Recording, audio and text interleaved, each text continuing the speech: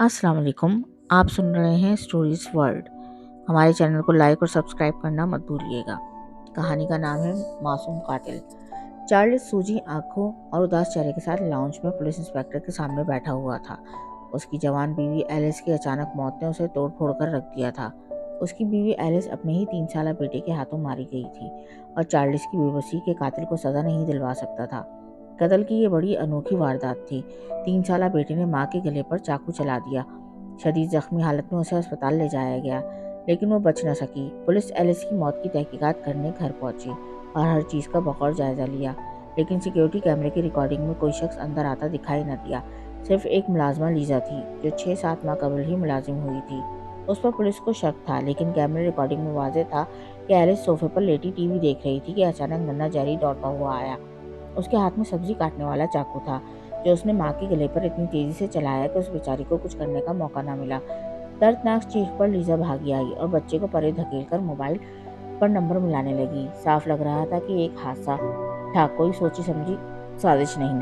चुनाचे पुलिस मुतमईन होकर चली गई, लेकिन मकतूला एलिस का भाई रॉबर्ट इसको हादसा समझने के लिए तैयार नहीं था। उसकी छठी हिस्स उसे कुछ और ही कह रही थी और वो मामलात की तह तक पहुंचना चाहता था। एलिस की आखिरी रसूमात के बाद रॉबर्ट ने बहन के घर चंद दिन रुकने का इरादा जाहिर किया, तो उसे वाज़ेह तौर पर लगा कि ये बात उसके बहनोई चार्ल्स को पसंद नहीं आई। लीजा दस्तूर काम पर आ रही थी। किचन का काम और सफाई करके वो चली जाती। वो बहुत खामोश सी थी। रॉबर्ट सारा दिन अपने 3 साल भांजे के साथ गुजारता। रॉबर्ट की तवज्जो से जेरी आहिस्ता आहिस्ता नॉर्मल होने लगा। अब वो अपने खिलौनों में दोबारा दिलचस्पी लेने लगा था। एक दिन उसने रॉबर्ट को अपना भालू ला कर दिया। रॉबर्ट ने देखा भालू की गर्दन टूटी हुई थी।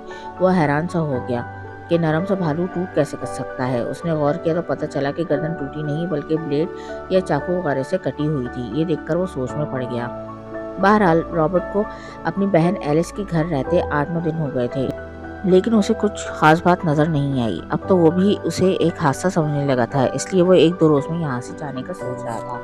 वैसे तो उसका दिल नन्हे जेरी के साथ काफी लग गया था। वो देख रहा था कि उसका भांजा बहुत ज़हीन है, बड़ों की नकल आम बच्चों की निस्बत ज्यादा तेजी से करता है। एक रोज शाम के वक्त रॉबर्ट और चार्ल्स चाय पी रहे थे। चॉकलेट खाता जेरी उन दोनों को बड़े गौर से देख रहा था। जो ही दोनों ने अपना अपना कप उठाया, जेरी फौरन मेज की तरफ बढ़ा और चाय बनाने के लिए बर्तन उठाने की कोशिश करने लगा। चार्ल्स ने तेजी से कहा, रॉबर्ट बर्तन साइड पर कर दो, वरना ये अपने ऊपर गिरा लेगा। रॉबर्ट हंसकर बोला, ये फौरन बड़ों की नकल करता है। हाँ, चार्ल्स ने कहा, बच्चों का बड़ों जैसा काम करने की कोशिश करना मामूल की बात है, लेकिन मेरा बेटा जेरी ये काम गैर मामूली तौर पर करता है। हम तो इसके सामने कुछ खास कहने और करने से पहले ध्यान रखते हैं। ये जो होता देख ले या समझ ले, करके ही दम लेता है। चार्ल्स की बात सुनकर रॉबर्ट चौंक गया और उसे लगा कि उसके हाथ क्लू लग गया है। नन्हे जेरी की गैर मामूली सीखने की सलाहियत पर गौर कर रहा था और भालू की कटी गर्दन भी बार बार उसके जहन में आ रही थी। चुनाचे उसने तहकीकात के लिए एक मंसूबा पर अमल करना शुरू किया और अगले दिन से ही अपने काम का आगाज कर दिया, जो उसने रात भर जागकर सोचा था। जेरी को लेकर वो करीबी पार्क में चला गया और उसके साथ खेलने लगा। उसने साथ लाया हुआ सामान का छोटा सा थैला खोला और उसमें से एक भालू निकाला, जो बिल्कुल वैसा ही था जैसे जेरी के पास था। रॉबर्ट ने एक चाकू भी निकाला और जेरी के सामने बिल्कुल रखकर चाकू भालू की गर्दन पर चला दिया। जो ही भालू की गर्दन कटी, नन्हा जेरी चौंक गया और यकदम बोला, इसी तरह मम्मी का गला काट दो। ये सुनकर रॉबर्ट सख्ते में आ गया। भालू और चाकू उसके हाथ से गिर गए। औसान बहाल करने में उसे थोड़ा टाइम लगा। उसे लम्हों में सारी बात समझ में आ गई। उसका शक यकीन में बदल गया। जेरी ने वो जुमला दोहराया था जो यकीनन एलिस के कत्ल से कबल उसे कहा गया था और उसे ट्रेनिंग देने के लिए भालू को इस्तेमाल किया गया था। किसी सफाक शख्स ने जेरी की बड़ों जैसे करने की गैर मामूली सलाहियत का फायदा उठाते हुए उसके उससे एलिस का गला कटवाया था। कातिल ने अपना घिनौना मकसद भी पा लिया और साफ बच भी निकला। बच्चे की मां को शदीद जख्मी करने और मां बेटी दोनों के पास किसी तीसरे की मौजूदगी न होने की रिकॉर्डिंग ने कातिल को मुकम्मल तौर पर बचा लिया था। लेकिन ये काम किसका था? बीवी की मौत के बाद सदमे से हर वक्त निढाल दिखाई देने वाले चार्ल्स का, या खामोश सीधी सी नजर आने वाली लीजा का, या कोई तीसरा शख्स भी था? इस सवाल का जवाब रॉबर्ट को ढूंढना था, और वो भी फौरी, क्योंकि वो एलिस के कातिल को जल्द से जल्द कैफरे किरदार तक पहुंचाना चाहता था। वो इस बात पर शदीद इश्तियाल में था कि जालिम संगदिल कातिल ने भयानक वारदात के लिए मासूम बच्चे की जहानत का बड़ा घिनौना इस्तेमाल किया था, और ये भी ना सोचा था कि वो उसे उसकी माँ का कातिल बना रहा है, और बड़ा होने पर जब उसे अपने किए का पता चलेगा तो उसकी जहनी कैफियत क्या होगी। रॉबर्ट जेरी को लिए पार्क से घर आ चुका था और मुसलसल सोचे जा रहा था कि अब वो क्या करे। शाम में चार्ल्स आया तो चाय पीते हुए रॉबर्ट के साथ मामूल की बातें करते हुए सवाल किया, कब जा रहे हो वापस? मेरा मतलब है, तुम कह रहे थे ना तुम्हें कोई ज़रूरी काम है, तुम ज़्यादा नहीं रुक सकते। हाँ, ज़रूरी काम तो था, लेकिन उसने जुमला अधूरा छोड़ा और चुप सा हो गया। लेकिन क्या? चार्ल्स ने पूछा। चार्ल्स, ना जाने क्यों मुझे एलिस का मर जाना हादसा नहीं लग रहा, बल्कि एक साजिश लगता है। तुम्हारा क्या ख्याल है? रॉबर्ट ने जानबूझकर एकदम कहा और चार्ल्स के चेहरे पर नजरें जमा दी। किसी भी हैरत या रद्द-ए-अमल के बजाय चार्ल्स के चेहरे पर उदासी सी आ गई। यार रॉबर्ट, सारी रिकॉर्डिंग देख ली है, सारी तहकीकात हो चुकी हैं, हर पहलू से छानबीन हुई है। मेरी बीवी बेचारी बेटे के हाथों ही मारी गई है। मैं सब्र कर रहा हूँ, तुम भी सब्र करो। रॉबर्ट चाय का कप उठाए खिड़की के पास चला गया और बाहर झाँकते हुए बोला, दरअसल आज पार्क में जेरी के साथ खेलते हुए मुझे कुछ मालूमात मिली हैं जो इस मामले को मशकूक बना रही हैं, और मैंने फैसला किया है कि ये केस नए सिरे से हल होगा। मालूमात? कैसी मालूमात? एक नन्हा बच्चा तुम्हें कौन सी मालूमात दे सकता है? चार्ल्स का लहजा तेज था। मैंने कब कहा कि जेरी ने मुझे कुछ बताया है? रॉबर्ट एकदम मुड़कर उसकी आंखों में देखते हुए बोला, वो तुम सारा दिन उसके साथ खेलने की बात कर रहे थे ना, इसलिए मुझे ख्याल आया कि शायद उसने कुछ उल्टा सीधा कह दिया है। चार्ल्स जल्दी से बोला। चार्ल्स, रॉबर्ट कुछ देर रुका और ठहर ठहर कर बोला, कल मैं पुलिस को दोबारा बुला रहा हूँ, केस फिर से खुलेगा। उसकी बात मुकम्मल होने से पहले चार्ल्स खड़ा हो गया। तुम्हारा दिमाग खराब हो गया है? एक ही रट लगा रखी है। शायद तुम चाहते हो कि तुम्हारी बहन के कत्ल के जुर्म में मेरे 3 साल बेटे को सजा मिले। चार्ल्स को गुस्सा आ गया। क्या वजह है चार्ल्स? जब मैंने एलिस की मौत को हादसे के बजाय साजिश कहा तो तुम जरा भी नहीं चौंके। हालांकि बकौल तुम्हारे में ये बात करने वाला पहला शख्स हूँ। तुम्हें तो शदीद रद्द-ए-अमल देना चाहिए था। रॉबर्ट रुका और मजीद कहा, क्या तुम्हें डर था कि तुम्हारे चौंकने या सटपटाने से कोई राज बाहर आ जाएगा, इसलिए तुमने खुद पर काबू रखा? रॉबर्ट का लहजा इंतहाई सर्द और अंदाज तफ्तीशी था। चुप कर जाओ, दफा हो जाओ मेरे घर से। चार्ल्स दहाड़ा। ये मेरी बहन का भी घर है और मैं उस वक्त तक नहीं जाऊंगा जब तक मालूम न कर लूं।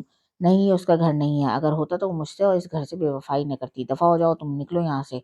जाओ, मेरी और मेरे बेटे की जान छोड़ दो। चार्ल्स गुस्से से चिल्लाया। बेवफाई? रॉबर्ट चौंका। यानी वो बेवफा थी इसलिए तुमने उसकी जान ले ली है ना?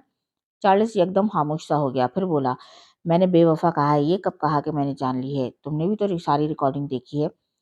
रिकॉर्डिंग? रॉबर्ट चीख उठा, एक ही लफ्ज़ कहकर मेरा दिमाग खा लिया, और ये तुम बार-बार इसलिए कह रहे हो क्योंकि तुम्हें यकीन है कि ये कैमरा रिकॉर्डिंग तुम्हें बचा सकती है। तुम मेरी बहन के कातिल हो। रॉबर्ट की आवाज़ गुस्से की शिद्दत से फट गई।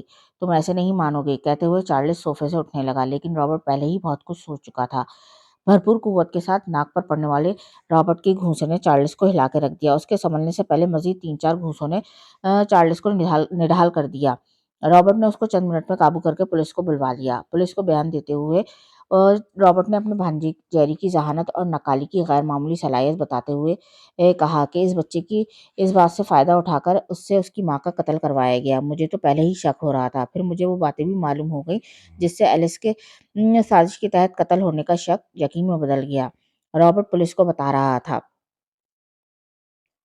चार्ल्स कौन सा आदि मुजरिम था जो सख्तियां बर्दाश्त करता है। इब्तदाई तफ्तीश में ही उसने एतराफ़ कर लिया कि एलिस हादसाती तौर पर नहीं मरी, बल्कि उसका कत्ल हुआ है।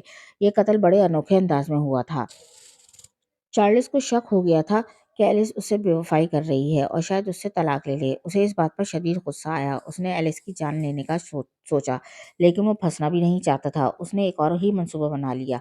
अपनी मुलाजमा लीजा को रकम देने का लालच देकर अपने साथ मिला लिया। एलिस के कत्ल वाले दिन वो प्लान के तहत जेरी को बाहर ले गया और उसे बातों बातों में मम्मी का गला काट दो कहता रहा, और इशारे से समझाता भी रहा।